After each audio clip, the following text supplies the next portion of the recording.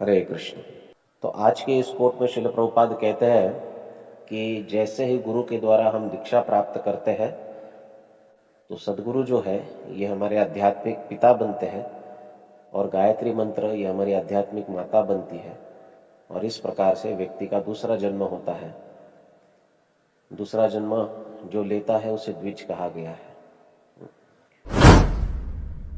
गुरु के द्वारा दीक्षा 3 प्रकार से प्राप्त होती है। नारद मुनि चतुर्थ स्कंद के 31वें अध्याय में इस प्रक्रिया का बहुत अच्छी तरह से वर्णन करते हैं।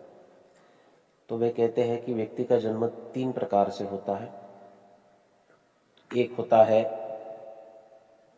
सवित्र जन्म, शुक्र जन्म, जो पहला भौतिक जन्म होता है। दूसरा होता है सवित्र जन्म और तीसरा होता है याज्ञिक जन्म।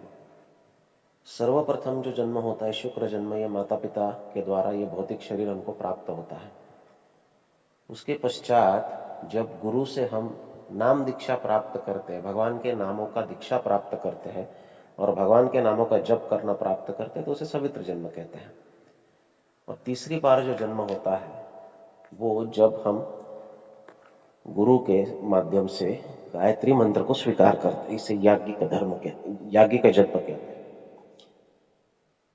ब्राह्मण दीक्षा प्राप्त करने के पश्चात व्यक्ति को गायत्री मंत्र जप करने का अधिकार मिलता है, वेद मंत्र पठन करने का अधिकार मिलता है, अर्चा विग्रह सेवा पूजा करने का अधिकार मिलता है। ब्राह्मणत्व ये गुरु की कृपा से प्राप्त होता है। ब्राह्मणत्व जन्मजात नहीं होता। व्यक्ति जन्म से ब्राह्मण है इसलिए वो ब्राह्मण हो गया, ऐसा नहीं होता है। और ना ही क्षात्र धर्म, वैश्य धर्म या शूद्रता जन्म से प्राप्त होती है।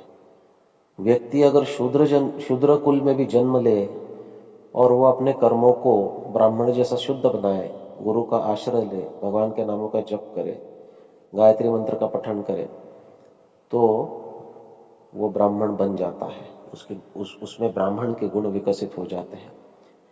ये गायत्री मंत्र का पठन जो है, ये माइक पर करने वाले जितने भी बदमाश लोग हैं, ये सब वास्तविक बहुत बड़ा अनर्थ कर रहे हैं। गायत्री मंत्र का पठन इस प्रकार से माइक पे चिल्ला चिल्ला के, रिकॉर्ड में चिल्ला चिल्ला के नहीं किया जाता है। उसके पीछे कई कारण है और शास्त्र में इसका अच्छी तरह से समझावट भी दिया गया है।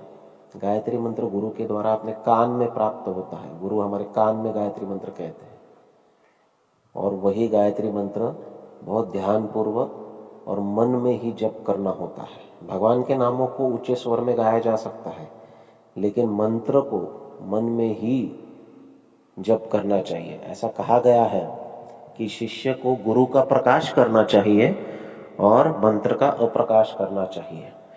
गुरु के द्वारा प्राप्त मंत्र जो है उसको मन में ही, उसको अगर आप उच्चारण करेंगे तो वो मंत्र का शक्ति नष्ट हो जाता है, वो उल्टा परिणाम करने लगता है।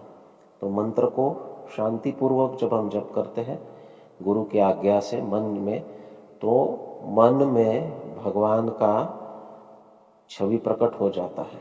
मन भगवान का दर्शन प्राप्त कर सकता है। इंद्रियों का नियंत्रण, संयम और अधिक होता है। गुरु के चरणों में समर्पण बढ़ता है। तो गायत्री मंत्र ये बहुत शक्तिशाली मंत्र है। इसको गुरु से प्राप्त करना ये ब्राह्मण दीक्षा के माध्यम से होता है। प्रत्येक व्यक्ति को चाहिए कि वो भगवान के नामों का जप करे, स्वयं की शुद्धता करे, मानसिक शुद्धता, शारीरिक शुद्धता, कार्मिक शुद्धता, हमारी आदतों की शुद्धता, वो करके नाम दीक्षा प्राप्त करे। नाम दीक्षा प्राप्त करके नाम का अनुसंधान करे, नाम के साधना में और सीरियस हो जाए। नाम की साधना करते करते स्वयं में ब्राह्मण के गुण विकसित करे और गुरु से ब्राह्मण दीक्षा प्राप्त कर गायत्री मंत्र का जप करे। इससे हमारे भक्तिमय साधना में बहुत अधिक सहायता होती है, हमारे मन को नियंत्रित करने में और हमारे अस्तित्व को शुद्ध करने में ये प्रक्रिया सहाय्य कारक है। इसलिए ये लेना, इस प्रक्रिया से गुजरना प्रत्येक व्यक्ति का कर्म धर्म है। हरे कृष्ण।